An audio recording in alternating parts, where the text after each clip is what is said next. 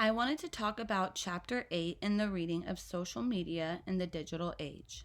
The chapter is titled Managing Your Image and Building Your Brand. I wanted to focus on this chapter because there is a lot going on in the world, and it is so crucial to have a presence online. If you don't have one, I recommend a transition. There's many reasons as to why I recommend a transition into the social media world and focusing on your current presence if you have one. The pandemic has caused people to be at home a lot due to quarantine, losing jobs, being ill, or family being ill with the virus, etc. This has caused people needing to shop online and find alternative ways to get the things they need. People are also at a very concerned state and seek news updates on the pandemic online and via social media. The election that just passed, leading to political stress, riots, and the inauguration to follow, draw people to seek news updates and opinions of others. Social media has also created the ability to protest without holding up a sign outside. There's been a series of events throughout history promoting violence towards our fellow Black community. Recent police brutality, along with this, has urged political and social movement to protest against it. The riots and uprisings to follow has been huge, and the movement still proceeds. We are in need to stay up to date with what is happening and what the results are to cater towards our Black community. Trump has also been banned off of social media, which is a very controversial topic and interesting to witness. There is much more news and political causes that we need to be updated on today and in the days to come. Those seeking employment need to consider that social media is normalized now, and when you don't have an account on any platform, it is considered ghost and can be chalked up to not being trustworthy or a good candidate.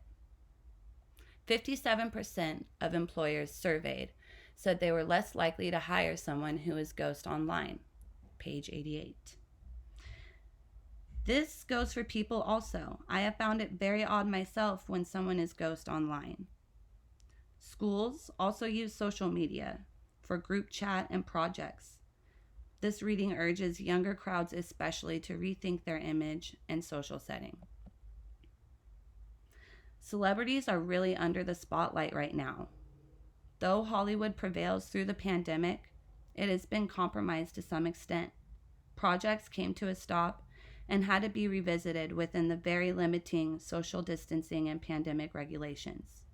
Celebrities have been focusing on their social media image and brand more than ever. They post their political views and share their lives during the pandemic. They advertise new innovative ways they will entertain and simply use social media to entertain. I wanted to give a good example of a celebrity in the spotlight of the political followers and the general population. Jennifer Lopez, J-Lo, performed at the inauguration and is observed very heavily. You can see she has a serious focus on her image, classy and trendy, in front of the White House.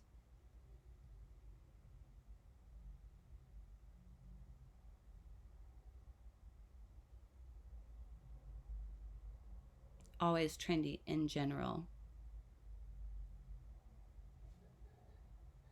She has a lot of fans, and she seems to get very few people that dislike her.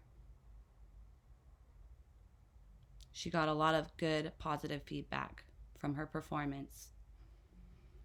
I was surprised to see, scrolling through her feed, that she is a bit revealing, but compared to other females in the music industry and the spotlight, I'd say she keeps a classier image than most, especially being that she was considered for this performance. I think others agree as well.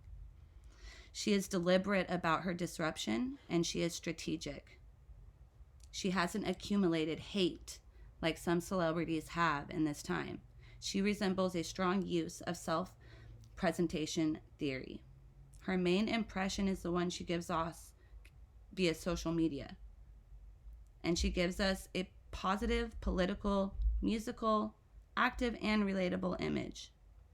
Her promissory character has remained pretty solid throughout her career, leading her to one of her biggest moments in her career, as said on her Instagram, performing at the inauguration with much emotion, continuing the visual that she has pride in her country and what she believes in. I don't know if this is real to who she is, but that knowledge we most likely won't be privy to, and what matters for her is the promissory character achieved and to upkeep. I have really been learning so much in this reading, and I am urged to evaluate my own social setting and image, and overall, my online presentation. Your social setting consists of every element you use in social media to represent yourself, everything someone might see when scrolling your account. Understand that people will judge you based on these choices you make. Does your online social setting represent who you really are? Page 86. I post a lot about my life, but the way it can and has been perceived by some is not proper. I post my daughter, my puppy, healthy living and good times with friends, but also bathing suit and somewhat revealing shots. I need to put a focus on managing my reputation. I haven't cared much about that or thought about it. I have just focused on posting my monumental media. I have a strong message though. I worked hard on gaining weight and coming to better health. That's a journey I was on for quite a while that I used to display much heavier. So my revealing pictures would make more sense, especially if I'm posting workout videos. As you could see, my transition is real. But for over a year, I have not touched on workout content or videos. I just post pictures, sometimes bathing suit pictures, and the next day, picture of my pup and my daughter. But guys actually perceive this incorrectly, like I'm promoting my body or sending the wrong message. I don't want that perception as a mother. With those posts right next to pictures of my beautiful, innocent daughter, it's not okay with me. As Eric says on page 86, common sense is not that common, and this needs to be highly considered from the content poster to the content viewer. It's almost embarrassing to discuss this, but I felt it was a very genuine way to show how the chapter has personally impacted me. And thanks for a very productive New Year's goal.